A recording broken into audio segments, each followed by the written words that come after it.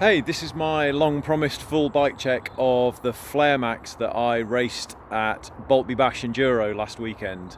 Hold on to your hats, everyone. This is going full nerd. Right, so starting with, this is a FlareMAX Gen 5. This is the latest Moonstone finish. And this isn't actually my bike. This is the C4 size demo bike. Now, a couple of people during the week picked up on the fact that I was riding a C4 and they'd ordered a C5 and they're like, oh no, I've ordered the wrong size. No, you haven't. I normally ride a C5. As much fun as the bike was riding at the weekend, I have had a bit of a sore lower back all week as a result of riding the slightly too short bike.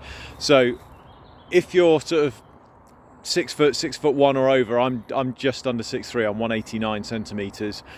C5 is definitely the bike for you unless you've got unless you want a slightly shorter position or like a slightly shorter position. Yeah, you want a C5. Anyway, back to the bike. It is my preferred shock. I run a Cane Creek DB Air IL on my bike. I absolutely love this shock. It's just so good. It's probably the best thing that Cane Creek make. So smooth, so supple, massive range of adjustment. If you buy it from Cotic, you get the bass tune on it.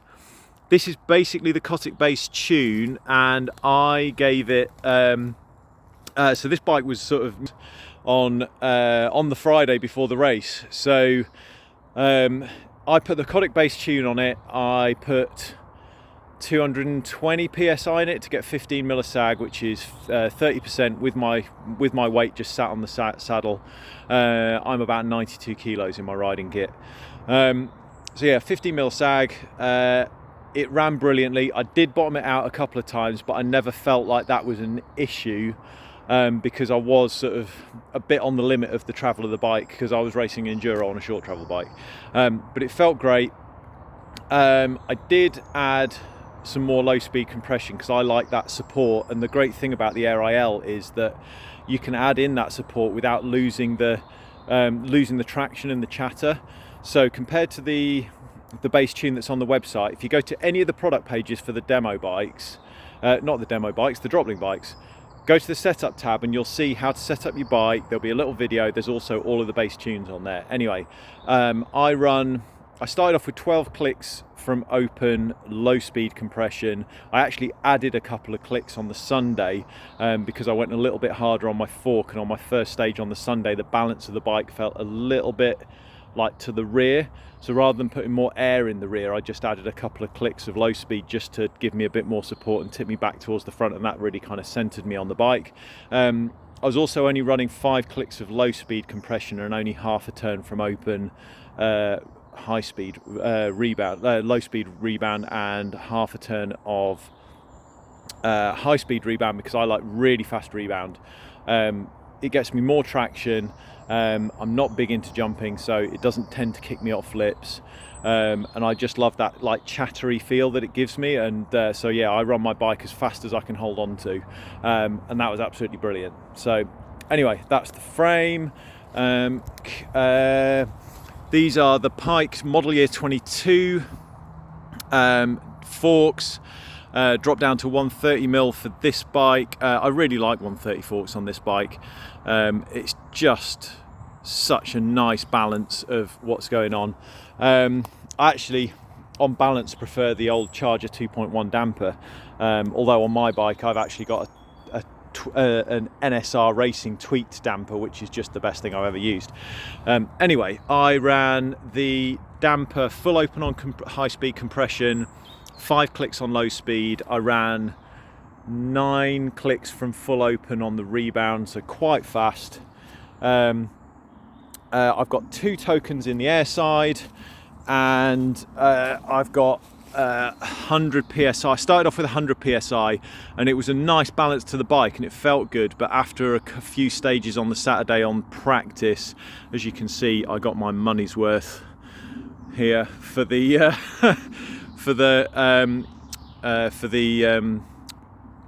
travel. So I put 110 psi in just to give me a little bit more support.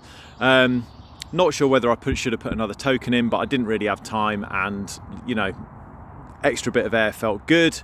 So yeah, so that's the bike. Where else are we going next? Okay, so this started out as a gold bill bike, but I transferred a lot of my bits onto it. So one of my favourite things is, because I'm a tall guy, I run 38mm rise bars. These are nuke-proof Sam Hills. I don't even know whether you can get them anymore, but they're basically the same shape as the Cotic Carver bars. They've just got a bit more rise, and we're actually getting some Carver bars in this rise fairly soon. So that'll be good for the tall guys. They're trimmed to 760, and you can see I am running push-on grips, foam grips. These are Ergon GA1s. They're really nice. They just give a bit more absorption, which again is nice on the little bikes.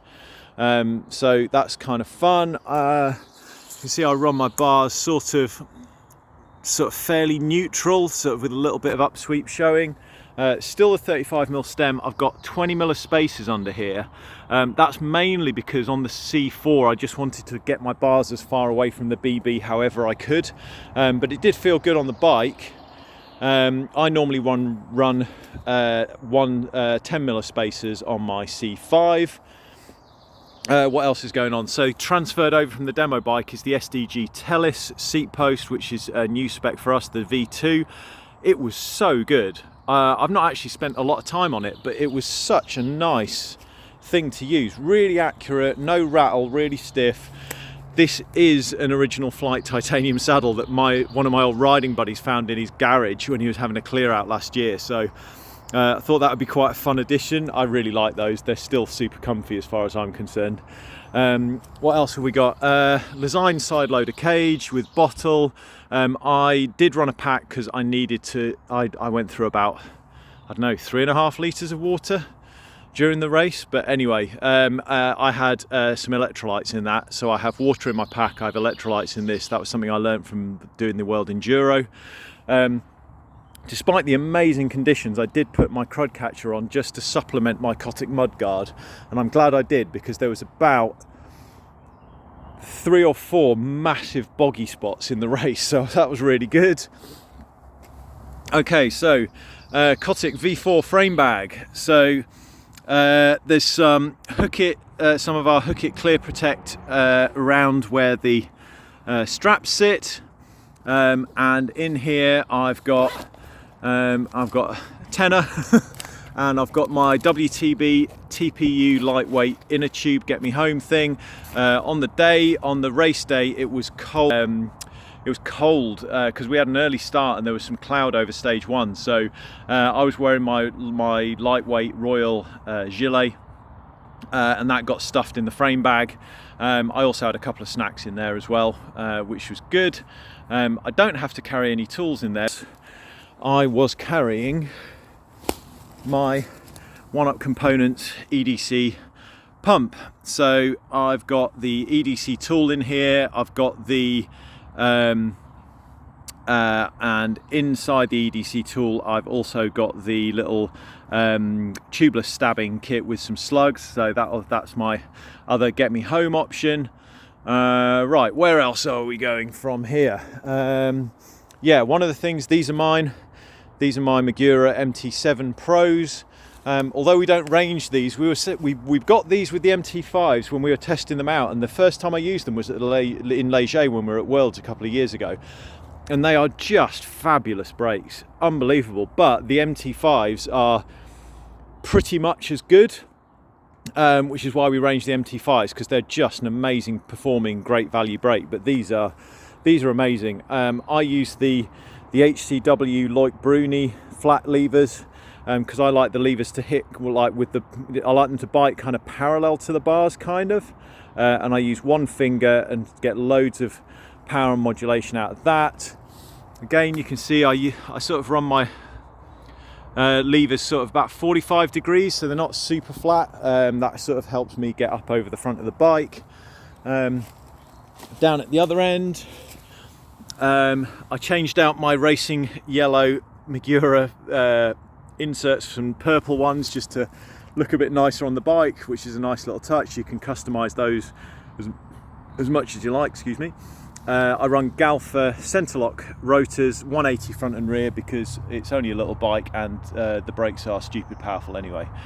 Right, where else are we going? Okay, this is probably the most amusing bit of my setup, is that I run Hunt Race XC 24 spoke wheels. Now, I put these on the bike last winter because I wanted something a bit lighter. I took them off my Cascade actually, and I wanted something a bit lighter, bit faster rolling, just to look after my legs and just make it a bit easier to ride my bike when I wasn't feeling that great. And they've been amazing. They were so good at the race. I mean, you can feel the flex in them for sure when you're pushing on, and there was a couple of places where I really had to hold tight, but for 99% of the race they were fabulous, and you can just feel them generating traction. So yeah, I mean, if you're going to hit berms at a bike park, I probably wouldn't recommend them, but they've just really put up with a lot, considering how much I weigh and what I ride and where I ride. I've been running the Specialized Butcher tyres this winter. I was running Wolfpack last summer, a 2.4 trail front and a race rear, because it's just fast and really funny. But when the winter turned up, I wanted something a bit toothier but without all the weight. And whilst I love WTB Verdict and those tyres, they're really quite heavy and slow. So they're amazing. They're amazing for some real sort of grippy full-on riding, but these Specialized Butchers, I've got the Grid Trail T9 sort of sticky front in 2.3, and I've got the Grid Trail T7 rear. I've not had any puncture issues, but then I'm not that hard on tyres either. So I really enjoyed running those, although now that it is sort of drying out, I think I'm going to get something a bit faster again, just because this bike is so fun with fast tyres on it in the summer when you don't have to worry about the mud. So yeah, the Butchers have been great. I run them tubeless. The other thing is, just like the frame, I've installed enduro bearings in these wheels. Now, this might seem a bit much, but they're actually ceramic bearings. We're an OE partner with Enduro, and I've got ceramic bearings in these wheels, which they sent me to try. And I was like, I'm not a ceramic bearings person. Why do I'm not bothered about 1.5 watts or things like that. I said, no, Si, this is completely different. Ceramic bearings don't rust, so you can spray them with water. They will, they grind little bits of debris to nothing. They're so hard that they don't get damaged. So basically, they're the last bearings you ever need to put in the wheels. And to be honest, they're absolutely right. Everyone knows the winter in the UK has been awful and wet, and I have had to wash my bike pretty much every ride solidly for 6 months, and the wheels are still smooth, fast, tight. The only thing I've had to do is just top up the grease in the pulls and ratchets. Absolutely amazing. So yes, spendy, but actually, if you're a mountain biker in bad conditions, some enduro ceramic bearings for your wheels might be worth considering, because I certainly won't need to change these bearings probably ever. So yeah, that's that. And the bike, oh my god, the bike rolls so fast. The combination of the wheels, the tyres, the bearings. I was following my mate in practice down one of the stages, and his e-bike hit the limiter on this sprint bit, and I just cruised up behind him, wasn't even pedaling. It was ridiculous. It was so funny. He was quite annoyed, but what can you do, e-bikes. Anyway, back to the bike. These are mine, my E-Wings. I've had them for years. They're absolutely incredible. They're beautiful, they're tough, they last and last and last. You can smash them into rocks. They've got not a lot of overhang here, so that's good. Absolutely love these. This is my 28 tooth chainring. Again, like the wheels and tyres last winter, I just really wanted something light and easy to pedal up hills to look after me, and the 28 tooth chainring really helped with that. And I've got the Rock Stop chainstay protector on top of the Cotic one, just on this, because the chain runs with a 10-tooth cassette, just runs real close to this, like almost right on top of it when you're in higher gears, so it can get a bit noisy. So this just helps just keep that a little bit quieter if you've got a really small chainring at the front. What else have we got? Yes, my 1-up pedals, really nice, super thin, easy to service, loads of grip, loads of clearance, really love those.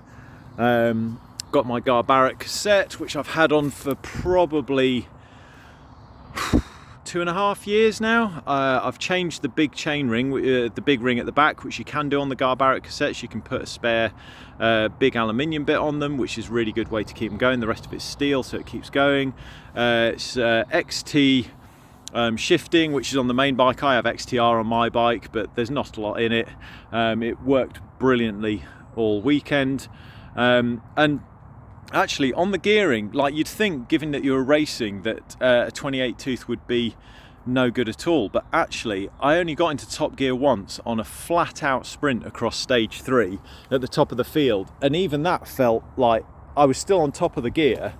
And I shifted, I probably was in the top gear 28-10 for about 10 seconds the entire race, and all the rest of the time it was working absolutely fine. And I tell you, when you're a bit tired and there's some steep transitions later in the day, that 28-52 bottom gear was just like really nice way to help me look after my legs.